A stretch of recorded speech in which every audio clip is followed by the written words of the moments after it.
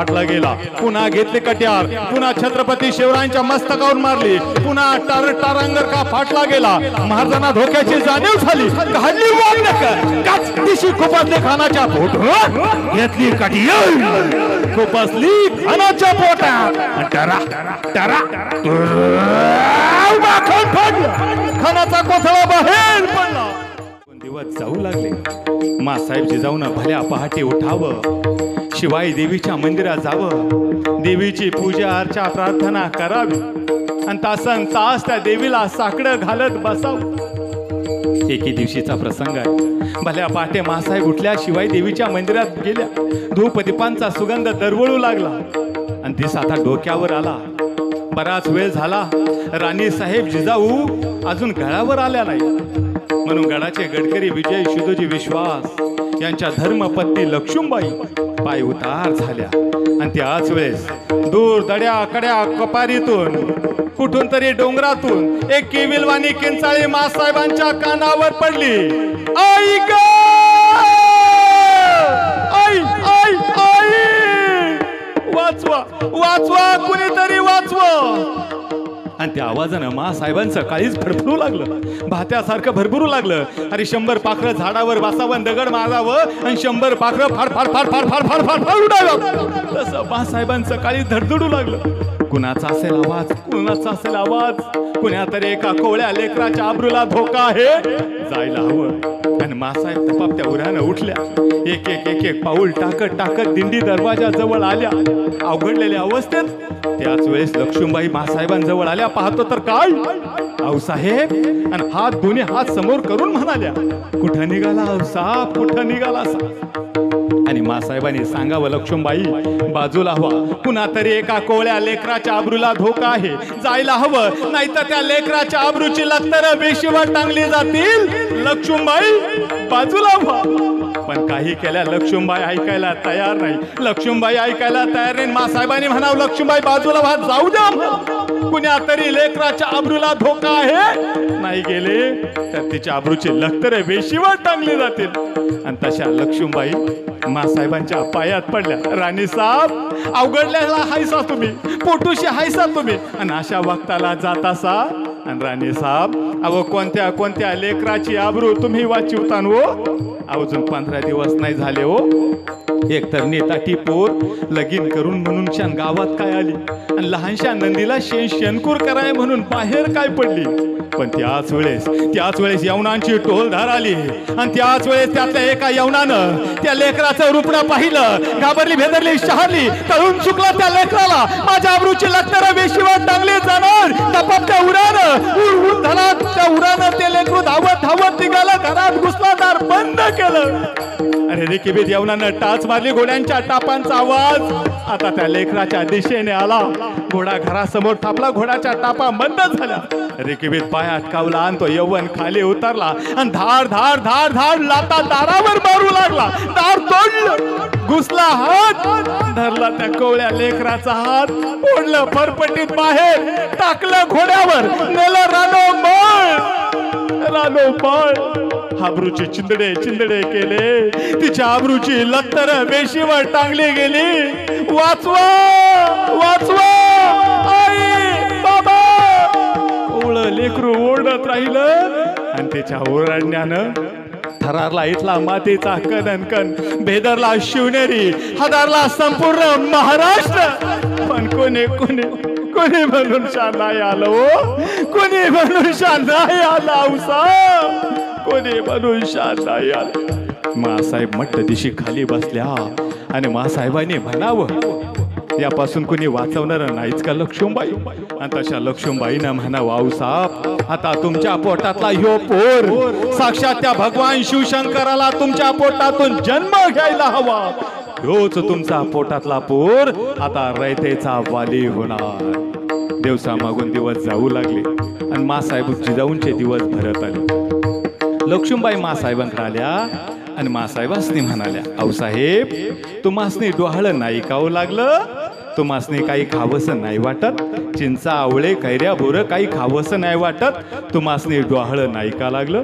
आणि तशा मासाहेब बोलत्या झाल्या, डोहाळे डोहाळे आणि डोहाळे कसले डोहाळे तार दिवशी मासाहेब उठून उभ्या राहिल्या दोन्ही हाताच्या मुठी आवळला चेहरा लालबंद चेहऱ्यावर सूर्यासारखं तैत जशी वेच कडकडावी तशा कडाडल्या सौदामिनी राणी साहेब जिजाऊ लक्ष्मीबाई आम्हाला डोहाळे लागले पण कसले म्हणून सांगू असं वाटतं लखलखती समशेर घ्यावी समशेर म्यान करावी तिरटोप घ्यावा परिधान करावं चिलखत घालावं रेखीवीत पाय अटकावा टाच मारून मांड ठोकावी त्या घोड्यावर जो माझ्या आया बहिणीने उचलून देतो त्याचं शिर वेगळं करावं खांडोळी खांडोळी खांडोळी करावी त्याची डोहाळे लागलेत मला त्याचे डोहाळे लागलेत मला त्याचे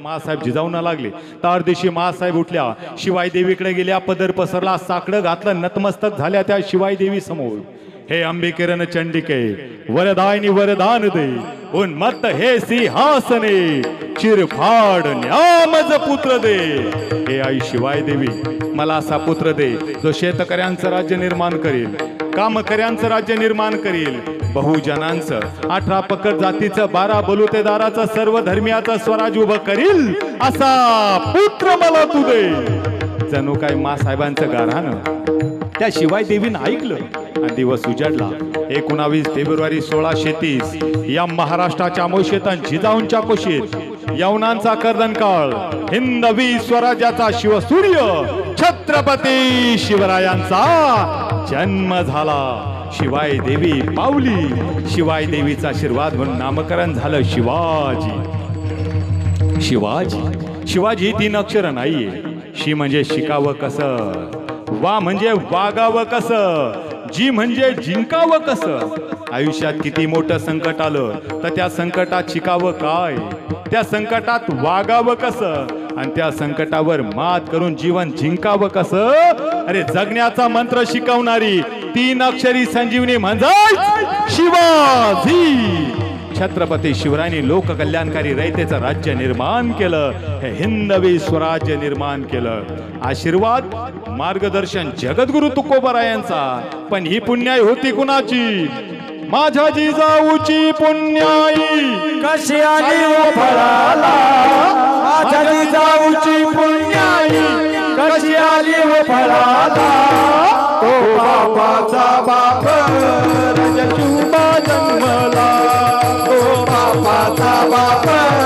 रजशुभा जन्मला तो बापाचा बाप रजशुभा जन्मला तो बापाचा बाप रजशुभा जन्मला माझ्या जिजाऊची पुण्याई कशी आली ओ फळाला माझ्या जिजाऊची पुण्याई कशी आली ओ फळाला तो बापाचा बाप रजशुभा जन्मला तो बापाचा बाप रजशुभा जन्मला तो बापाचा बाप रजशुभा जन्मला तो बापाचा बाप रजशुभा जन्मला होती माझी जाऊची शपथ घेतली स्वराजाची आज्ञा होती माझी जाऊची शपथ घेतली स्वराजाची जनकल्याणाची शिकवण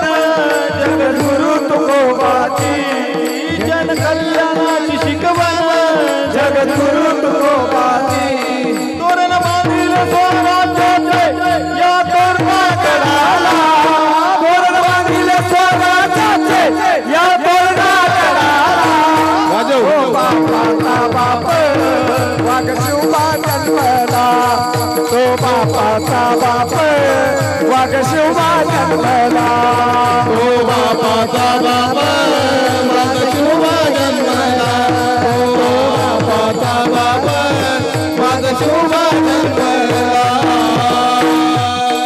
अनेक संकट माझ्या राजांसमोर आली पण राजे थकले नाही नतमस्तक झाले नाही प्रत्येक संकटाशी माझे राजे लढत राहिले किती संकट माझ्या राजांसमोर किती संकट फतेह खान सारखा एक साम्राज्यवान बलाढ्य ताकदीचा 10,000च्या फौजीनेशी आला पण पत्थर पत्थर म्हणून पाठीला पाठ लावून पळाला किती संकट आले, रानरेड्या ताकदीचा धार दिपाड द्याचा बलदंड शरीराचा ताजी गाजी अफजल खान साधा, अरे जशी तलवार घ्यावीन करकर वाकावी तशी पहार वाकवायचा आणि पुन्हा सरळ करायचा, एकटा बोकड्या सौता पचवायचा तो अफजल खान 45,000ची फौज घेऊन प्रतापगडाच्या पायथ्याजवळ येता करता झाला.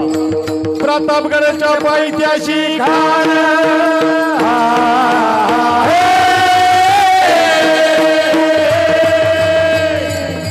प्रतापगडच्या पायथ्याशी खान आला नाही तमदान शिवाजी राजाच्या करमतीची, शिवाजी राजाच्या करमतीची, शिवाजी राजाच्या करमतीची, त्यासी नाही जाणीव शक्तीची, त्यासी नाही जाणीव शक्तीची, करेल काही कल्पना युक्तीची हाजीर हाजीर, करेल काही कल्पना युक्तीची हाजीर हाजीर, करेल काय कल्पना युक्तीची रजी हाजीर, करेल काय कल्पना युक्तीची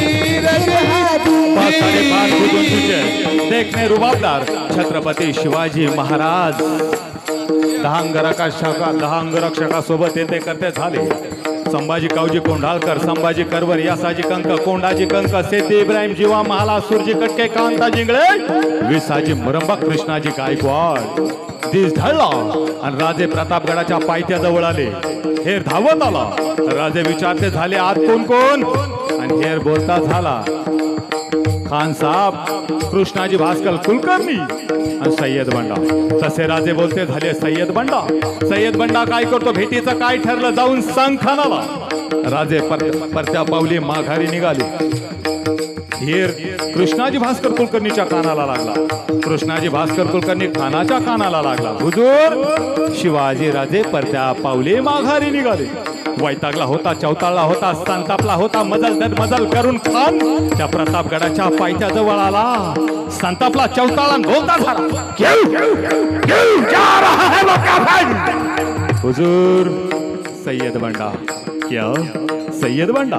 मेरा साधारण से सरदार बहुत खूब। मेरे साधारण सरदार का इसे डर लग रहा है, हमारा मुकाबला क्या करेगा? बहुत खूब।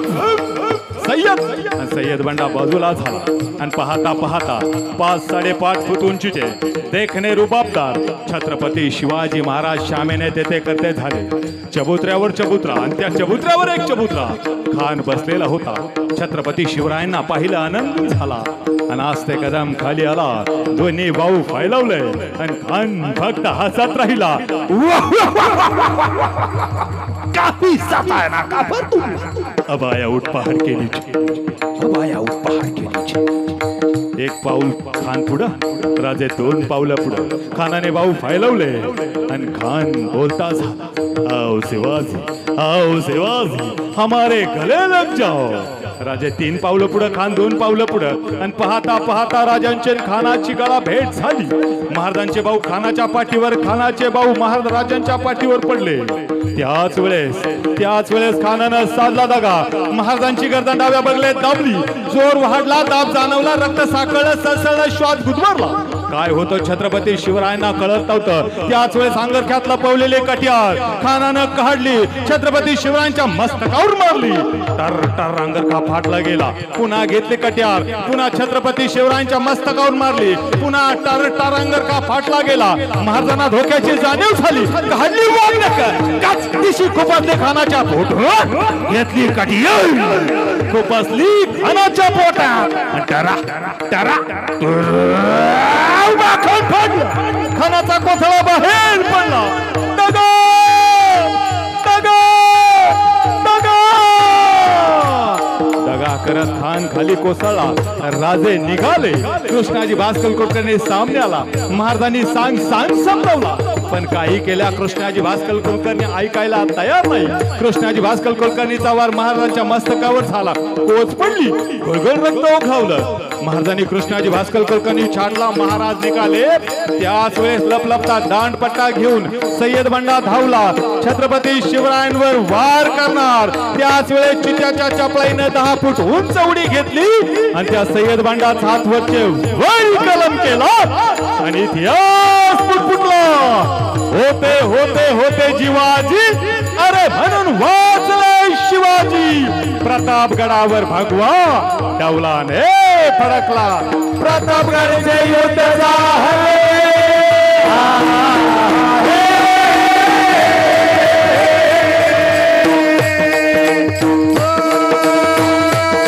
प्रतापगडचे युद्ध झाले. रक्त सांडले, पाप सरे गेले, पावन केला कृष्ण सागर, पावन केला कृष्ण